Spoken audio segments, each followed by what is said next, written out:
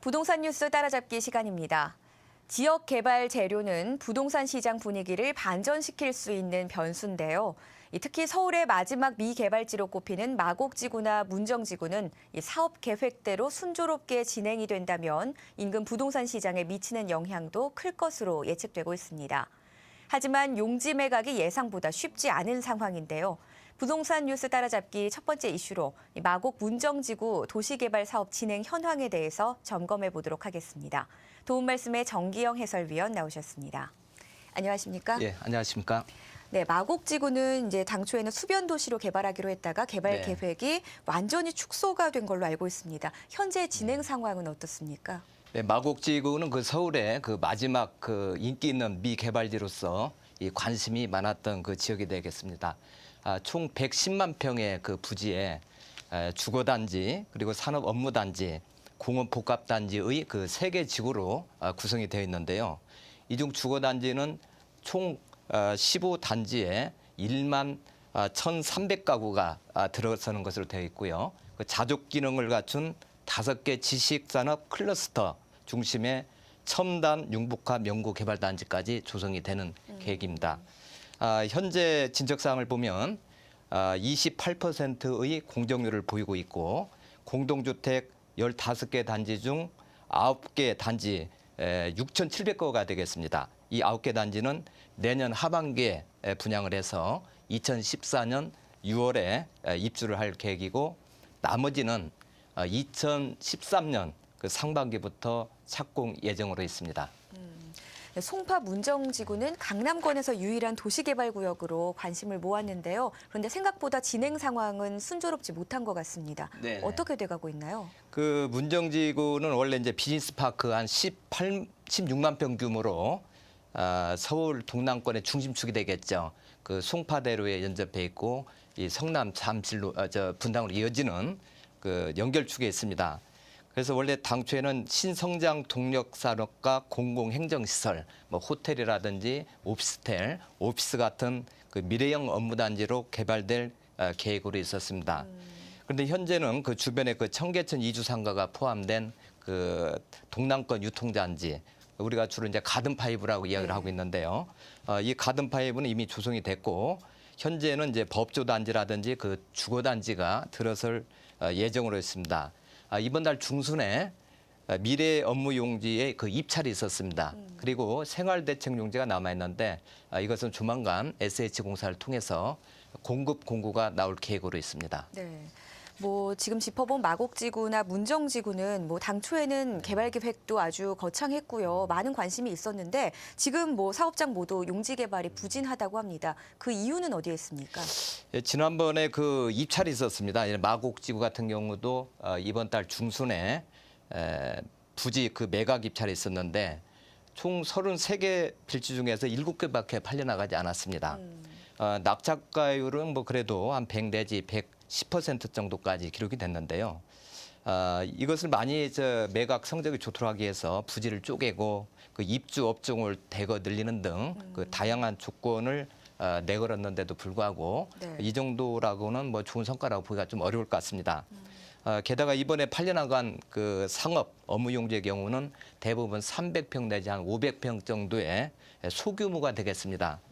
그런데 이번에 유찰된 26개 필지는 대부분이 중대형으로서 앞으로 이 자녀 부지 매각에 좀 어려움이 있지 않을까 이렇게 판단이 되고요. 네. 그나마 송파구 문정지구 그 미래형 업무 용지는 역시 이달 중순에 그 입찰을 했습니다마는 총 29개 필지 중에 1,800억 원에 달하는 9개가 매각이 됐습니다. 심지어 그 3-8 구역 같은 경우는 예정가가 130억 원이었는데 무려 50억 원이 넘게 그 낙찰이 되기도 했습니다. 그러나 이곳 역시도 이번에 팔려나간 용지가 좀 알짜 부지인 걸 비춰보면은 그 자녀 부지들은 앞으로 좀 매각 편하지만 않겠다. 이렇게 예상을 하고 있습니다. 이런 것들은 전반적인 그 시장 상황이 좋지가 않기 때문에 나타난 결과가 아닌가 하고 생각을 하고 있습니다. 네. 이렇게 미매각 용지들, 이제 안 팔린 땅들을 살펴보면은 말씀하신 대로 입지가 별로 안 좋거나 가격이 조금 안 맞다거나 이런 문제가 있을 것 같습니다. 좀 이 부분에 대해서는 어떻게 보시는지요? 용지 매각의 그 어려움을 겪고 있는 가장 큰 이유는 역시 가격이 되겠습니다. 뭐 가격이 싸면 뭐 입지가 좋지 않더라도 상대적으로 가격이 싸다면 좀 인기가 있을 텐데 전반적으로 가격이 비싸다 이렇게 보고 있고요. 특히 문정지구 같은 경우는 평당 3천만 원이 넘어가는 가격으로는 이 사업을 했을 경우에 수지를 맞추기 어렵다라는 주장이 계속 나오고 있습니다. 지금 보면은 이 PF 자체도 즉 금융권으로부터 대출을 받아서 땅을 사고 사업을 해야 되는데 이 PF 시장이 상당히 어렵습니다. 결국 자금 조달이 만만치 않은 현실에서 땅값이 비싸다 보니까 일단 그 상당히 매각의 어려움이 있고요. 또 하나 이제 심리적인 요인으로는 현재 부동산 경기 침체가 계속 지속이 될지 아니면 회복될지 이게 굉장히 그 예측이 어려운 상황이죠. 그래서 좀 투자자들의 신중을 기하고 있기 때문이 아닌가라고 생각하고 있습니다. 네. 이제 문정지구는요, 강남권은 물론 위례 신도시와도 좀 접근성이 좋기 때문에 입지는 참 좋다 이렇게 평가가 되고 있습니다. 뭐 그럼에도 불구하고 용지 매각이 안 되는 이유는 어디에 있습니까? 현 시점에서는 그 문정지구 주변의 그 가든 파이브나 또 이런 전반적인 그 상권 형성이 제대로 안 돼 있기 때문에 상권 활성화가 어려운 것은 사실입니다. 그러나 그 앞으로 형성될 그 대규모 단지를 염두에 두면 상권이 충분히 활성화될 것이다 하는 가능성이 있다고 주위에서 많이 이야기를 하고 있습니다. 문정지구 주변으로 그 이대 신도시 그리고 장제지구 개발을 비롯해서 유동 인구가 한 30만 명 이상이 될 것으로 예상되는 그 법조타운, 그다음에 제 롯데월드, 가락시장 현대화 사업 등 초대형 개발 사업이 잇따라 추진되고 있습니다. 그래서 유동 인구와 상주 인구가 증가해서 강남의 버금가는 서울의 랜드마크가 될 것이다 라는 것은 누구나 인정을 하고 있습니다. 더욱이 숭파대로는 물론 그 외곽순환도로라든지 인근에 새로 생길 KT 역사 그리고 그 외에도 그 강남에서 교통이 매우 좋은 지역이기 때문에 서울의 어느 지역보다 빠른 발전이 예상되는 그 핵심적인 지역으로 보입니다. 서울에서 이 정도로 교통이 좋고 대규모 단지가 들어서는 곳은 아마 마지막으로 보아도 무방하지 않을까라고 생각하고 있습니다. 네, 이렇게 입지가 좋고 또 미래 가능성까지 있는데 지금 최근 문정지구 같은 경우에는 원주민들과 서울시 SH공사의 갈등이 점점 커져가고 있다고 합니다. 어떤 이유에서인가요? 지금 문정지구에서는 그 원주민이 한 670명 정도가 있습니다. 이 원주민들은 이주를 하기 위해서 그 생활대책 용지를 별도 그 분양권을 받게 되어 있습니다. 그런데 이제 이 생활대책 용지는 저희가 일반적으로 뭐 상가 딱지다 이렇게 이야기를 하고 있는데요. 이 경기가 좋을 때는 이 부동산 투기의 그런 단골 메뉴가 되기도 했습니다. 왜냐하면 그걸 사면은 분명히 그 가격이 많이 올랐었거든요. 그런데 문제는 지금 이 생활대책 용지를 공급하면서 땅값을 지금 SH공사에서는 평당 3천만 원 이상 정도로 그 예정을 하고 있습니다. 그런데 조합에서는 이 3천만 원 이상의 가격으로 땅을 살 경우에는 수지가 맞지 않는다. 사업을 해봤자 전혀 남지가 않는다. 그래서 굉장히 반발을 하고 있는 실정이 있고요. SH공사는 그 도시개발법에 의해서 객관성을 갖춘 감정평가 금액으로 공급을 하기 때문에 이것은 사업가는 달리 판단을 해야 될 사항이다. 그래서 서로 그 팽팽하게 입장이 마주치고 있는 상황이 되겠습니다. 네. 그런데 말씀 중에 생활 대책 용지라고 상가 딱지라고도 불린다라고 했는데 어떤 건지 좀 설명해 주세요. 예, 그 생활 대책 용지라는 것은 그 택지개발 예정지구 내에서 기존에 영업을 하거나 또는 농사를 짓던 사람이 이제 이주를 할 때 그 생활대책자 그 보상 차원에서 하는 상가용지 우선 분양권이 되겠습니다. 협의 보상을 높이기 위해서 사업 시행자인 SH공사의 재량에 따라서 5평 내지 그 8평 정도로 지급되는 분양권을 말하는데요. 이것은 개인별로 지급하는 것이 아니라 뭐 수십 명 또는 수백 명의 생활대책용지 보상 대상자가 모여서 분양받을 수 있는 그 평수만큼 조합을 결성을 해야 되겠습니다.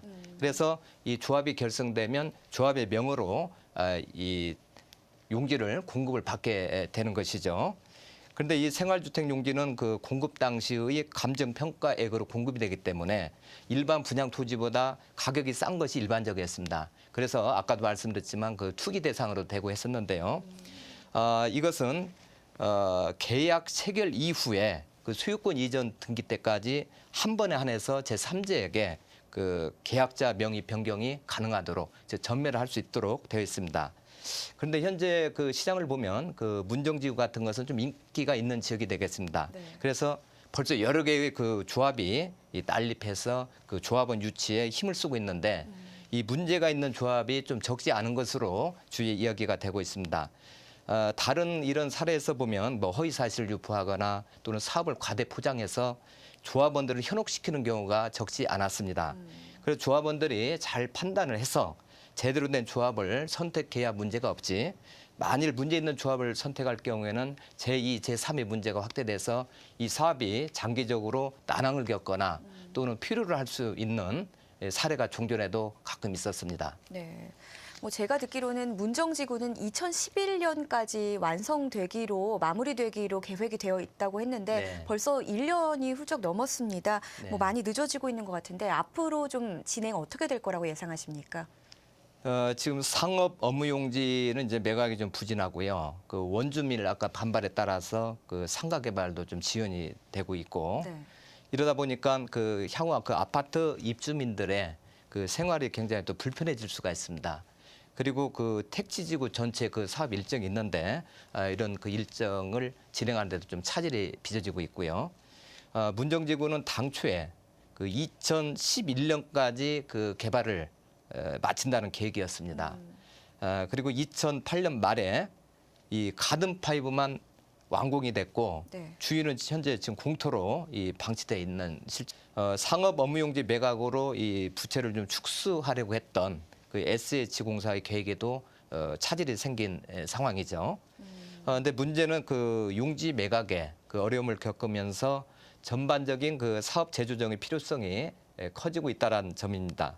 문정지구 그 지하 공간에 한류관광, 그다음 문화, 전시시설 등을 이제 조성할 계획이었던 문정 컬처밸리 프로젝트도 이 사업 재조정 대상에 지금 포함되었습니다. 네. 그 SH공사에서 제시하는 땅값으로는 이 사업 수지가 만만치 않고 금융권에서도 또 프로젝트 파이낸싱 그 대출을 상당히 꺼리는 탓에 이 개발 추진이 어려워지고 있다 이렇게 볼 수가 있겠습니다. 네.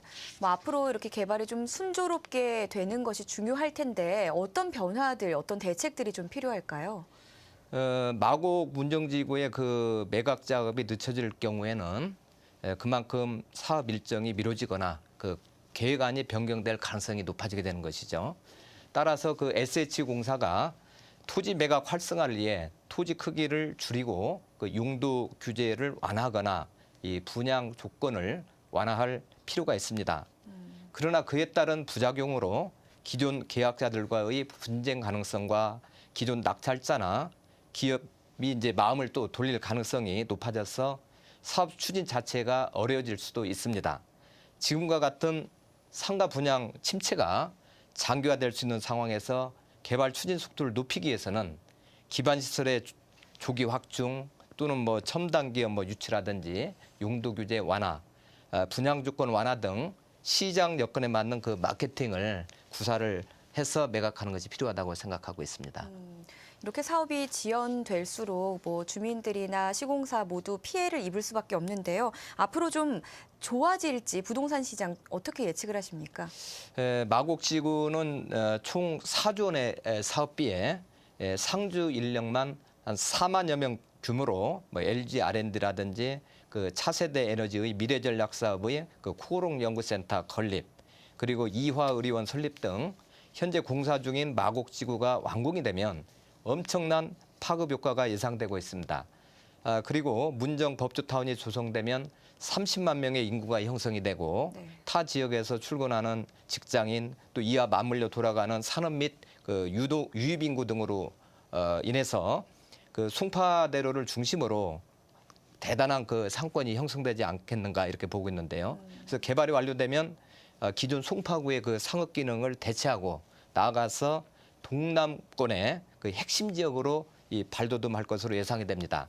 이 마곡 문정지구와 같은 대형 개발 사업이 이루어지는 지역은 입지가 좋고 그 사업성이 뛰어나서 개발이 점점 가시화될수록 인근 지역에 대한 파급 효과도 커지게 됩니다. 특히 업무의 그 상업 문화 등 그다음에 복합 시설이 갖춰지면 상권 활성화는 물론 그 임대 수요도 증가해서 부동산 시세는 상당히 좀 높은 수준까지 그렇게 좀 끌어올려지지 않겠는가라고 생각하고 있습니다. 네, 잘 들었습니다. 지금까지 마곡 문정지구 개발 상황에 대해서 점검해봤습니다.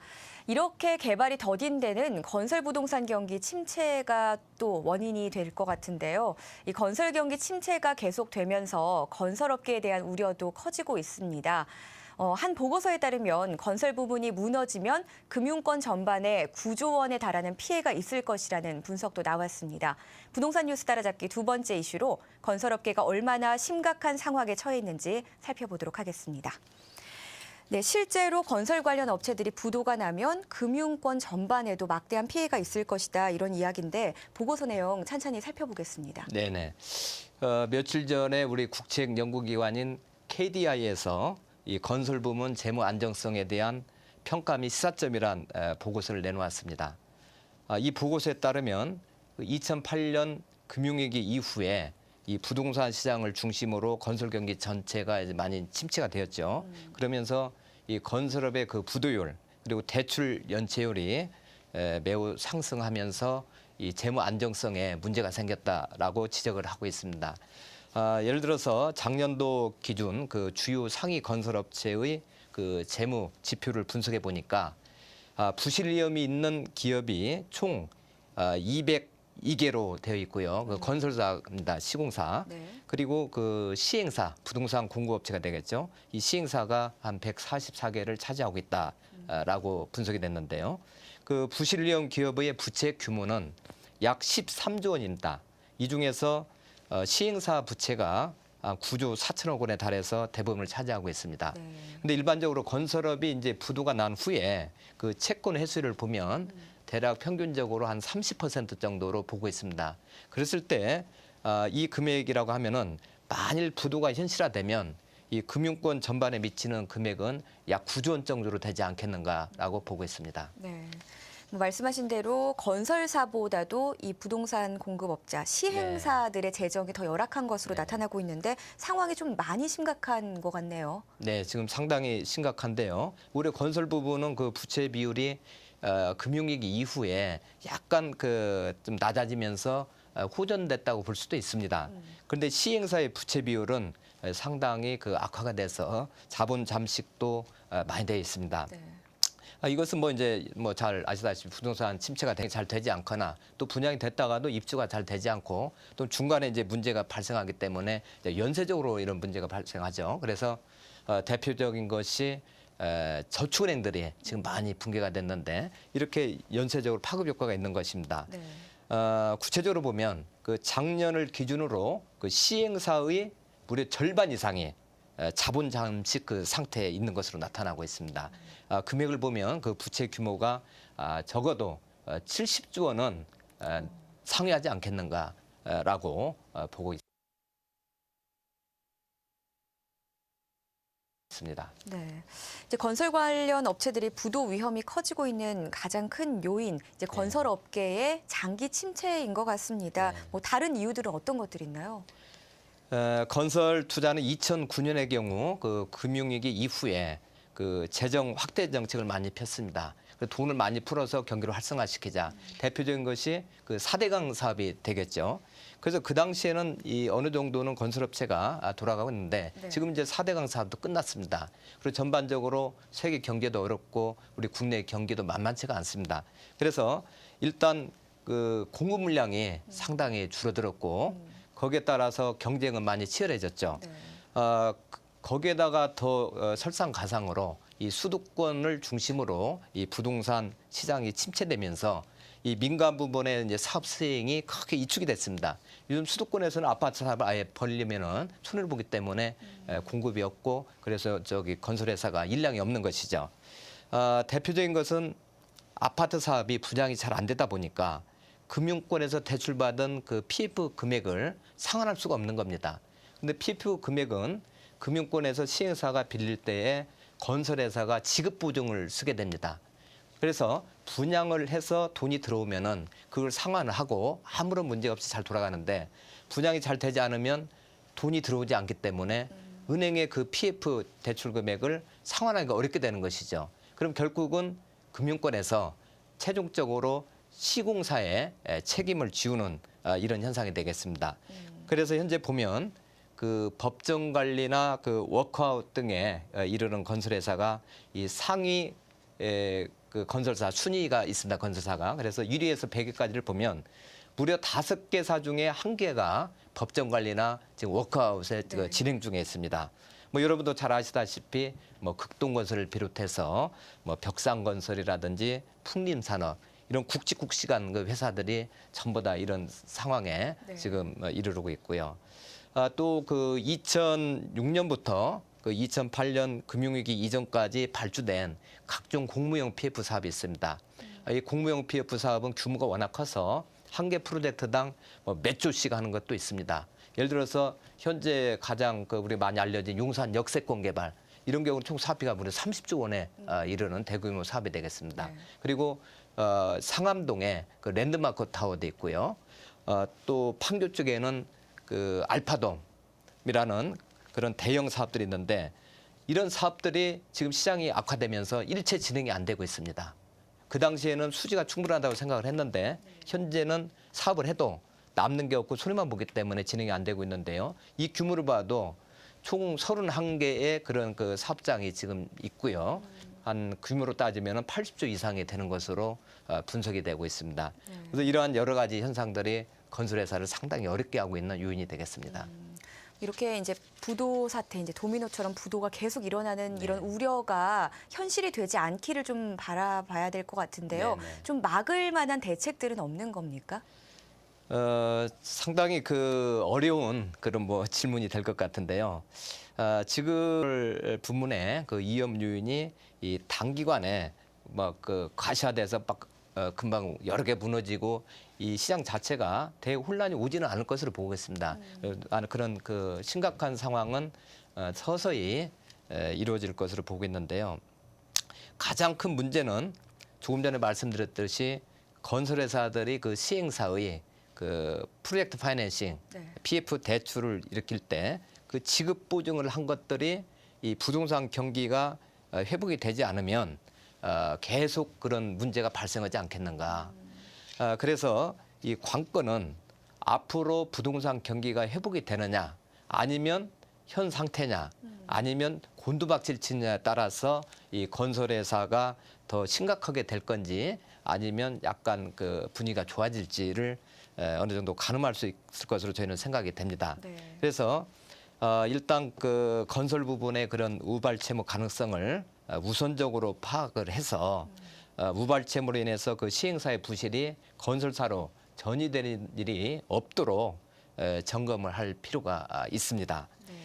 그리고 향후 이 건설 부분의 내실화를 위해서는 민간 부분, 지금 부동산 경기가 좋지 않는 민간 부분 상당히 어렵습니다만은 일단 이 공공 부분을 더 사업을 확대를 해야 되겠습니다.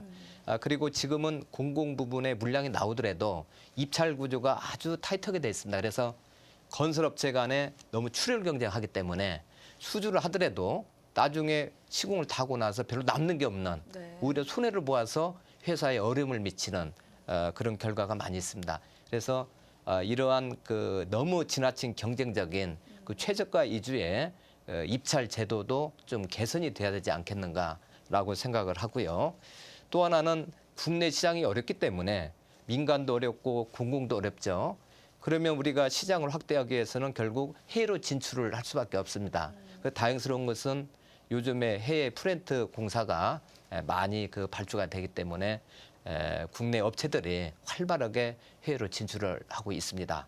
지난번에 보면은 한화건설 같은 경우는 이라크에 무려 8조 원이 넘는 그 프로젝트를 수주를 하고 그래서 여러 업체들이 활발하게 움직이고 있는데 이 중에서 한 가지 문제는 요즘에 외국에 나가서 경쟁 업체들이 아국 업체들끼리 또 추리 경쟁을 많이 하고 있다고 합니다. 네. 그래서 가능한 한 우리 국익을 위해서라도 너무나 아국 업체들끼리 이 출혈 경쟁을 하는 이런 그 현상을 좀 배제할 수 있는 조정 기능을 좀 가진다라든지 할 그런 필요성이 있지 않나 하고 생각을 합니다. 네.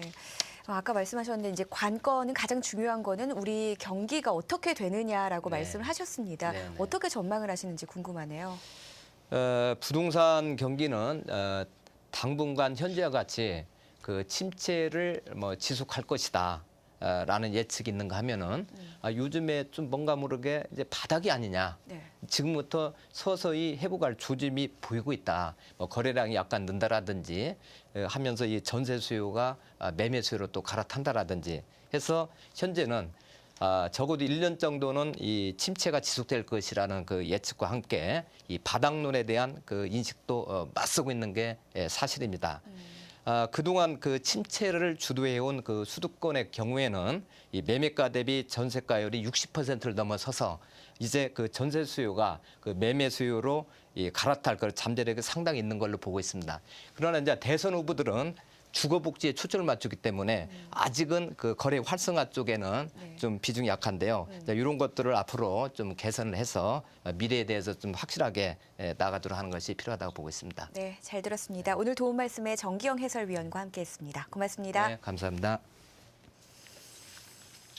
이상으로 RTN 뉴스를 모두 마치겠습니다.